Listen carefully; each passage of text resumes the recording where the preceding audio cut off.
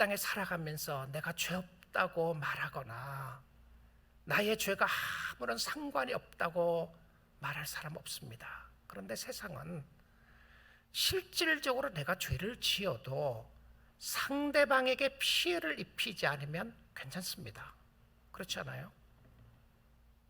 내가 여러분에게 피해를 안 입히면 나의 죄가 그렇게 책임을 져야 될 필요가 없어요. 그런데 우리가 하나님 앞에 지은 죄는 하나님 앞에 책임을 져야 합니다. 왜 그렇죠? 자, 트래픽 러는 운전을 하면서 운전법을 어기는 것은 경찰에게 잡히면 문제가 되는 겁니다. 근데 경찰에게 안 잡히면 상관없어요. 살인죄를 지었다. 그러면 그 사람의 상처를 입혔기 때문에 내가 벌을 받는 역사가 있게 되는 것이죠. 그런데 우리의 생각과 하나님을 떠나고 하나님이 왕인데 내가 왕이라고 이야기하는 죄는 하나님 앞에 책임을 져야 합니다. 그런데 세상 사람들은 죄의 책임을 이야기하지 않아요. 안 져도 그만이니까 말입니다. 그런데 하나님은 자신에게 책임을 지게 했어요. 왜 그렇습니까? 하나님이 창조주이시기 때문에 그렇습니다. 하나님이 안 계신다고요. 인류 역사 속에 지금까지도 많은 사람들은 하나님이 없다고 가르치는 사람들이 많았습니다. 왜 그러냐면 근본 바람 라인이 뭐였죠? 죄에 대한 책임을 지고 싶지 않는 거예요. 그러니까 하나님만 없으면 죄에 대한 책임을 져야 될 필요가 없잖아요. 그래서 하나님이 없다고 생각을 합니다. 그러면 내가 어떤 죄를 짓는다고 할지라도 나의 양심을 속이고 내가 거짓말해서라도 내가 부자가 됐는데 아무도 그 거짓말한 거를 몰라주는데 내가 부자가 됐다. 그러면 나는 떳떳하게 살아갈 수 있어요. 세상은요. 그런데 나의 양심과 나의 생각을 모든 것을 보시는 하나님이 살아계신다면 I know that my Redeemer lives. 그 하나님이 살아계신다고 하면 그 하나님 앞에 내가 일거수일투족 모든 것이 책임 있게 되는데 그 책임을 어떻게 감당하시겠습니까? 사람은 죽으면 끝이라고 생각하는 사람도 있습니다. 그런데 여러분 성경을 믿으시나요? 저는 여러분이 성경을 믿는 것으로 알고 있습니다. 성경을 믿으시죠? 그러면 성경에 하는 이야기를 믿으셔야죠. 성경은 이렇게 이야기를 합니다. 히브리서 9장 27에서 28인데요. 한 번 죽는 것은 사람에게 정해진 것이요. 맞죠? 다 죽습니다. 근데 성경은 죽으면 끝이라고 그렇게 가르치지 않아요. 뭐라고 되어 있습니까? 그 후에는 심판이 있으리니. 이거는 여러분이 믿거나 말거나 어떻게 생각하든지 성경이 가르치는 것인데 모든 사람이 죽고 난 이후에 심판이 있다고 이야기를 하고 있습니다. 그리고 28절에 뭐라고 그러는지 보십시오. 이와 같이 심판이 있는데 이와 같이 그리스도도 많은 죄를 담당하시려고 단번에 들으신 바 되었고 구원에 이르게 하기 위하여 제가 정말 너무너무 좋아하는 말씀입니다. 죄와 상관없이 이런 복음이 어디에 있습니까? 반드시 하나님 앞에 서서 나는 guilty라고 나는 죄를 지었다고 나는 매 순간 죄를 하나님 앞에 지었기 때문에 내 마음대로 살았던 것이 죄였고 하나님의 뜻대로 하나님의 영광대로 살지 못했던 것이 죄였고 내가 실질적으로 간음을 하지 않았더라도 여자를 보고 음욕을 품었던 게 나의 죄였고 내가 실질적으로 도둑질하지 않았더라도 나의 마음속에 탐심이 있는 것이 죄였는데 그 탐심의 문제나 이 모든 문제를 나의 마음속에 어떤 죄를 지었느냐가 중요한 것이 아니라 예수 그리스도로 말미암아 죄와 상관없이 믿으십시오. 여러분, 죄와 상관없이 자기를 누구에게요? 바라는 자들에게 두 번째 나타나시리라. 다시 오실 그리스도가 누구에게 은혜를 주시고 축복을 주십니까? 죄와 상관없이 자기를 바라는 자에게. 무슨 말씀이시죠? 예수를 믿는 사람에게 죄를 용서해 주십니다. 우리 사랑하는 성도 여러분, 성도는 성도의 성숙은 더 착하게 사는 것 아닙니다. 성도의 성숙은 더 의롭게 사는 것이 아니고요, 성도의 성숙은 더 선하게 살면 죄가 용서되는 것이 아닙니다. 성도의 성숙은 날마다 그리스도를 의지하는 모습이라고 말해주고 있습니다. 주님 의지하시고 주님 바라보십시오. 그래서 성경은 또 이렇게 이야기를 합니다. 요한일서 1장인데요 1장 8절 보겠습니다. 만일 우리가 죄가 없다고 말하면, 성경이 뭐라고 그래요? You are deceiving yourself. 스스로 속이고, 도덕적으로 나는 저 사람보다는 선하게 살고 착하게 살았어요. 근데 성경은 도덕적인 것을 이야기하는 것이 아니라, 여러분 도덕적으로 아무리 잘 살았어도 너희 몸을 불사르게 내어준다고 할지라도 사랑이 없으면, 아무리 세상적으로 저 사람은 착한 사람이고 저 사람은 좋은 사람이라고 했다고 할지라도 나는 죄가 없다고 말하면 스스로 속이고, 무엇이 없다고요? 진리가 우리 속에 있지 않을 것이요. 그러니까 무슨 말이죠? 진리의 말씀이 없으면 어떻게 되죠? 자기가 죄인이라는 것을 깨닫지 못합니다. 진리의 말씀이 우리의 삶에 들어오고 나면서 우리가 진리가 우리 속에 있지 않는 것은 내가 죄가 없다고 말하는 거예요. 그러니까 정말 진리의 말씀이 우리의 심령 속에 있으면 죄에 대한 awareness가, 죄에 대해서 마음이 더 커지는 거예요. 정말 나 같은 죄인 살려주신 하나님의 은혜와 사랑이 감사하다고 말할 수밖에 없는 역사가 일어나는 것이죠. 자, 그리고 9절 보겠습니다. 만일 우리가, 복음이죠. 자, 밴뉴스가 있고 굿뉴스가 있습니다. 밴뉴스가 있기 때문에 굿뉴스가 있어요. 좋은 소식은 나쁜 소식이 있기 때문에 좋은 소식이 있는 겁니다. 나쁜 소식은 모든 사람이 죽게 되는데, 좋은 소식은 그 길 가운데서 살 수 있는 길이 있다는 거예요. 만일 우리가 우리 죄를 confess, 자백하면 그는 미쁘시고 의로서 우리 죄를 사시며 우리를 모든 불의에서 깨끗하게 하실 것이요. 죄를 고백하는 겁니다. 고백하면 깨끗하게 씻어주실 것을 약속해 주고 있습니다. 10절입니다. 만일 우리가 범죄하지 아니하였다면 뭐라고요? 하나님을 거짓말장이로 만듭니다. 하나님을 거짓말, 왜냐하면 하나님은 자기 아들을 죽기까지, 세상의 모든 사람들은 죄로 말미암아 죽을 것을 말씀하시고 자기 아들을 보내시기까지, 죽음에 이르기까지 그 길을 택하셨는데, 내가 죄가 없다고 이야기를 하면 하나님이 거짓말장으로 만드는 거예요. 거짓말하니로 만드는 것이니 또한 그의 말씀이 우리 속에 있지 아니하리라. 여러분, 어떤 사람은 자기의 의로 사는 사람들은 왜 그렇습니까? 마음에 말씀이 없어서 그래요. 하나님의 말씀을 인정하지 않고 하나님의 임재를 인정하지 않기 때문에 그렇습니다. 자, 성도는 무엇으로 신령한 축복을 알게 되나요? 영적인 은혜, 택감, 양자삼음, 구속, 죄 용서, 이런 것을 우리에게 주신 것을 어떻게 알 수 있습니까? 여러분, 어떻게 알아요? 내가 은혜를 받은지 어떻게 압니까? 뜬구름 잡는 것 아닌가요? 여러분, 혹시 우리는 없는 것 있다고 믿는 그런 사람 아닙니까? 실질적으로는 천국도 없고 예수도 없는데 스스로 자기 자신의 어떤 함정에 빠져서 예수가 있다고 말하는 사람 아닌가요? 내가 하나님의 은혜를 받았다는 것을 어떻게 확인할 수 있습니까? 에베소서 1장 8절입니다. 이는 그가 모든 지혜와 총명을 우리에게 넘치게 하십니다. Wisdom and understanding이에요. 자, 모든 지혜와 총명을 어떻게 해요? 우리에게 넘치게 하십니다. 할렐루야. 예수 믿는 사람들에게 하나님께서 지혜와 총명을 주시는 것인데, 이 지혜와 총명은 배우는 것이 아닙니다.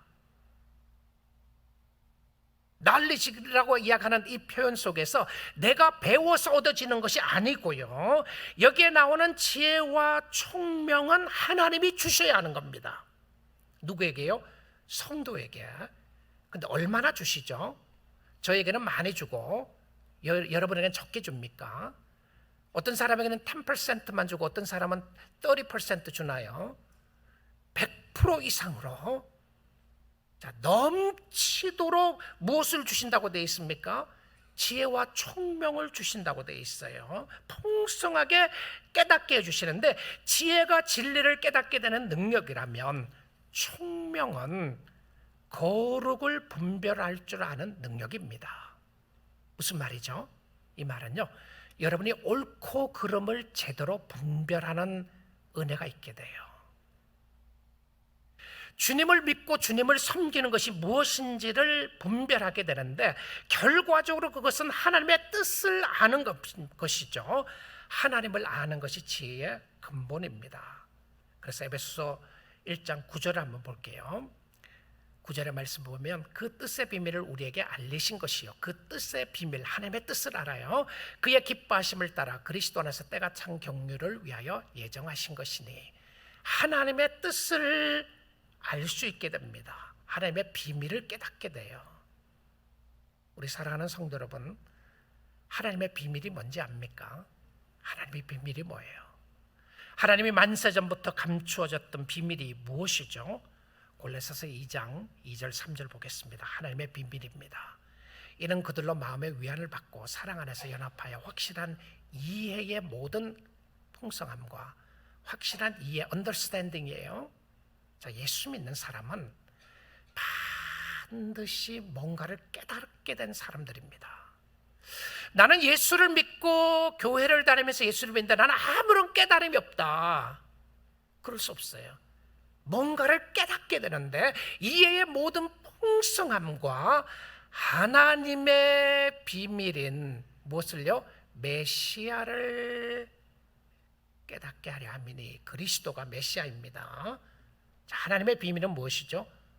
예수 그리스도입니다. 진심으로 예수 그리스도를 알아가게 되고 예수 그리스도를 깨닫게 되고, 예수밖에 없습니다, 나를 구원해 주신 구속자가 주님이십니다 라고 깨닫게 되는 온전한 고백을 할 수 있게 되는 것은 하나님이 여러분에게 주어주신 특별한 지혜와 총명 때문인 줄 믿습니다. 그래서 하나님께 감사하십시오. 내가 똑똑해서 하나님을 안 것이 아니고요, 내가 성경을 많이 읽으니까 하나님을 안 것이 아니고, 성령의 역사로 말미암아 예수 그리스도가 나의 구원자가 되시고 메시아가 된다는 것을 깨닫게 해주신 거예요. 자, 3절에 보시면 이런 말씀이 있습니다. 그 예수 안에 무엇이 있다고요? 지혜와 지식의 모든 보화가 감춰져 있느니라. 지혜롭게 살기를 원하고 올바른 지식을 가지고 살기를 원하면 어디에 계속 찾으셔야 됩니까? 예수를 찾으셔야 합니다. 누구를 찾으셔야 한다고요? 예수를 모셔야 돼요. 왜 예수를 모셔야 됩니까? 그의 안에 모든 보화가, 지혜와 지식의 모든 보화를 하나님이 어디에 감춰놨습니까? 예수께 감춰놨어요. 우리는 예수 놓치면 다 놓치는 겁니다. 아무리 열심을 가지고 주님을 섬긴다고 할지라도 내 마음속에 그리스도와 관계가 없게 되면 다 놓치는 것이에요. 여러분의 삶 속에 풍요롭게 하고 풍성한 은혜를 주시는 것도 예수 그리스도입니다. 자, 그런데 예수님이 이런 축복을 주시는 이유가 무엇이죠? 제가 설교를 하면서도 이런 생각이 갑자기 드는데요, 이 풍성한 은혜와 축복을 이야기하면서도 너무 좋아해야 되는 거 아니겠어요, 우리가요? 근데 정말 얼마나 좋아하고 있나 하는 생각이 드는데, 여러분 얼굴 보니까 많이 좋아하시죠? 감사하시죠? 이런 복음 없습니다. 예수님 외에는 이런 복음이 없어요. 자, 그런데 이 하나님의 은혜가 크시고 우리를 살려주시고 우리를 양자 삼아주시고 우리의 지혜와 총명을 주셔서 하나님을 알게 해주시고 죄 용서해 주시고, 이렇게 좋은 하나님 어디에 있습니까? 여러분, 주님께로 이 아침 시간 초대합니다. 여러분의 삶 속에 어떤 죄가 있다고 할지라도 주님이 용서하지 못할 죄는 아무것도 없습니다. 주께로 나오시고요, 마음의 절망과 아픔과 힘들과 어려움이 있어도 주님께로 나오십시오. 하나님이 우리를 사랑해 주시는 이유는 물론 구원입니다. 물론 하나님의 영광이에요. 그런데 에베소서에서는 이렇게 표현을 하고 있음을 보게 됩니다. 에베소서 1장 10절 말씀인데요. 하늘에 있는 것이나 땅에 있는 것이 다 그리스도 안에서 무슨 단어입니까? 통일되게 하려 하심이라. 이 단어가 중요한 단어입니다. 자, 우리를 구원하시고 우리에게 은혜를 주시고 우리를 축복하시고 죄 용서해 주시는 것은 그 이유는 모든 것을 예수 안에서 통일되게 하십니다. 이렇게 돼 있어요. 통일되게 한다.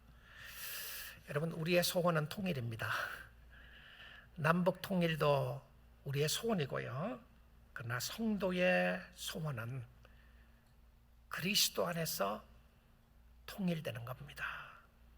그리스도 안에서 다 하나가 되는 것인데, 여러분, 성찬은 그리스도 안에서 통일되는 겁니다.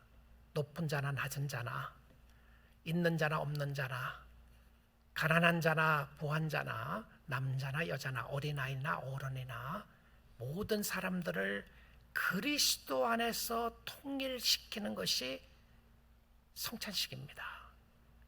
모든 사람이 그리스도를 고백하고 그리스도로 나아가게 되는데, 자, 결국은 모든 것은 예수로 말미암아 통일될 겁니다. 누가 이런 일을 계획하셨습니까? 누가요? 하나님이 계획하셨어요. 누구를 통했어요? 예수를 통해서. 왜 예수입니까? 하나님의 방법이었습니다. 하나님이 이렇게 하신 거예요. 자, 그런데 여러분, 지금 예수와 통일되지 않으면 나중에는 너무 늦습니다. 결국은 예수를 안 믿는, 예수의 이름을 한 번도 들어보지 못한 세상에 사는 모든 사람들이 결국은 다 예수가 왕이라고 고백하는 때가 올 겁니다. 그런데 지금 하셔야 축복입니다.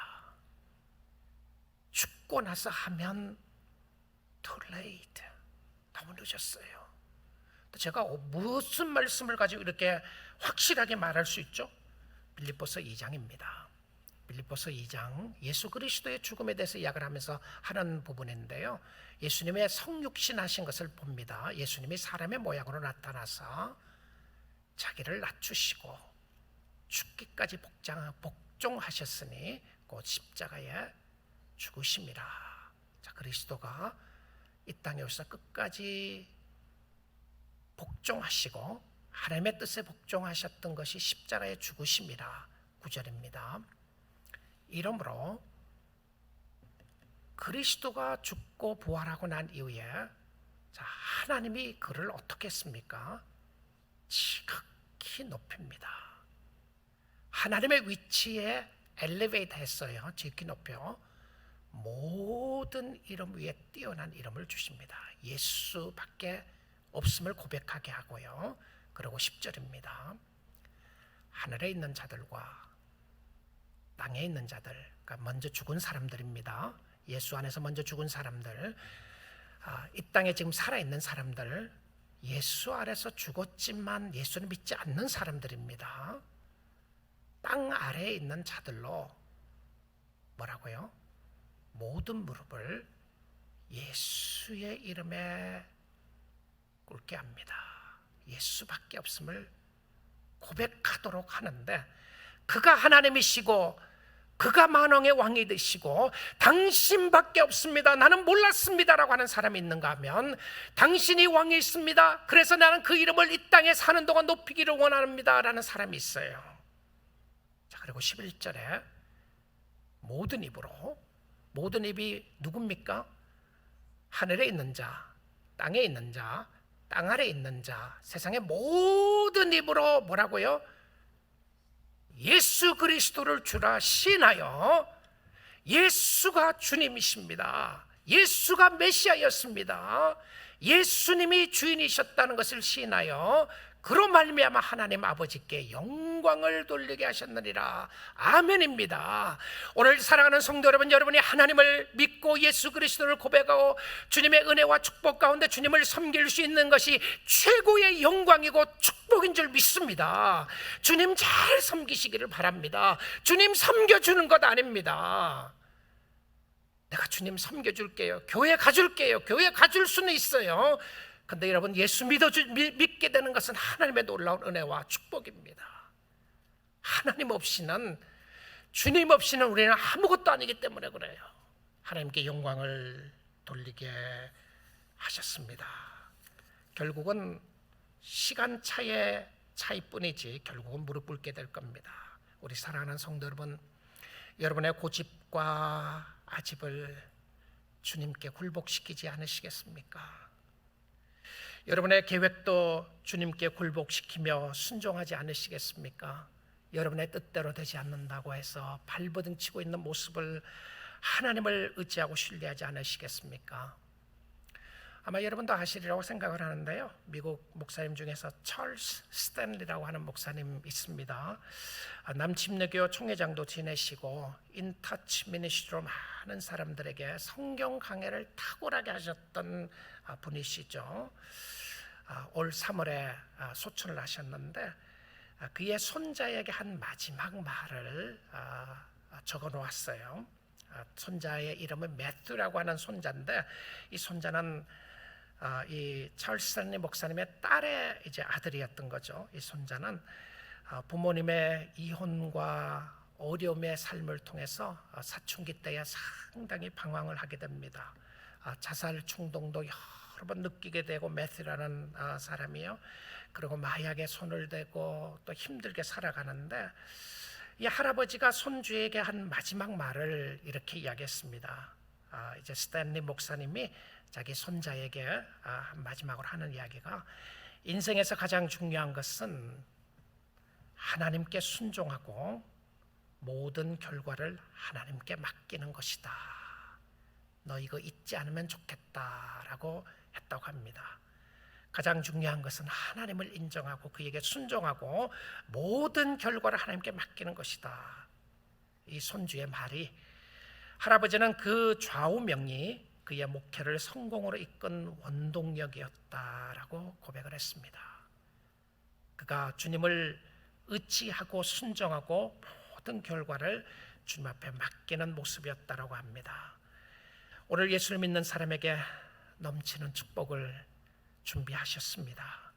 여러분, 이 복을 받아 누릴 수 있기를 원합니다. 감사할 수 있기를 원하고요, 하나님을 아는 것이 선물이었습니다.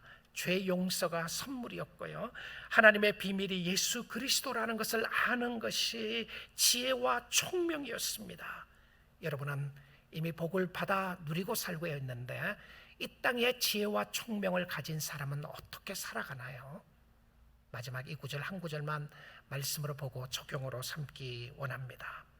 하나님의 넘치는 축복으로 인하여 지혜와 총명을 가진 자의 구체적인 삶을 야고보서 3장에서 이렇게 표현해 주고 있습니다.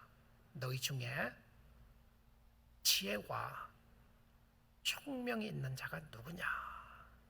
진짜 너희 중에 하나님을 제대로 아는 사람이 있는가? 그렇다면 그는 선행으로 말미암아 지혜의 온유함으로 그 행함을 보일지니라. 지혜를 가진 사람은, 예수를 제대로 알고 있는 사람은, 당신이 예수 안에서 하나님의 비밀을 알고 있는 사람은 온유함이 있어서 행함을 보이는 사람이 되어야 한다라고 이야기해요. 그게 뭐죠? 14절입니다.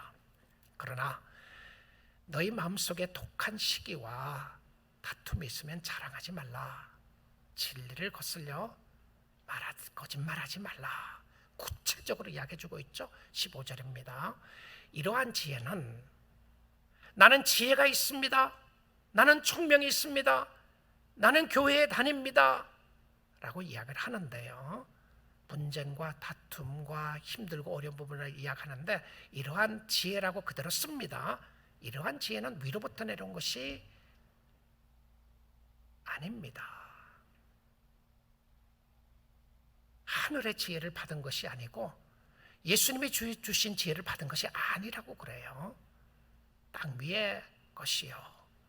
똑똑하게 잘 속였습니다. 똑똑하게 기가 막히게 거짓말을 해서 원하는 거 얻어냈어요. 정욕의 것이요. 그 다음 뭐라고 이야기합니까? 귀신의 것이다. 야고보 사도가 우리에게 이야기해주고 있는 모습이에요. 자, 그 다음에요 16절입니다. 시기와 다툼이 있는 곳에는 혼란과 모든 악한 일이 있습니다. 시기와 다툼이, 나는 똑똑해서 시기합니다. 나는 똑똑해서 싸워요. 나는 결코 질 수 없다고 생각하는 사람, 나는 의지가 강하고 내가 저 사람에게 결코 질 수 없다고 생각해서 싸우는데 거기에는 혼란과 모든 악한 것이 있습니다. 17절입니다. 오직 위로부터 난 지혜는 첫째, 성결하고, 둘째, 다음에 화평하고, 셋째, 관용하고, 넷째, 양순하며, 다섯째, 긍휼과 선한 열매가 가득하고, 여섯째, 편경과 거짓이 없나니. 18절입니다. 화평하게 하는 자들은 일곱째, 화평으로 심어 의의 열매를 거두느니라. 하나님이 저와 여러분에게 넘치는 은혜와 축복을 주셨는데 위를 바라보시고 감사하시며 여러분의 죄를 용서해 주신 하나님을 바라보면서 위에로부터 내려오는 지혜롭게 살고 넘치는 축복을 주신 하나님께 감사하여 주를 섬기는, 주님을 기쁘시게 하는 주의 모든 백성이 될 수 있기를 주님의 이름으로 축복드립니다.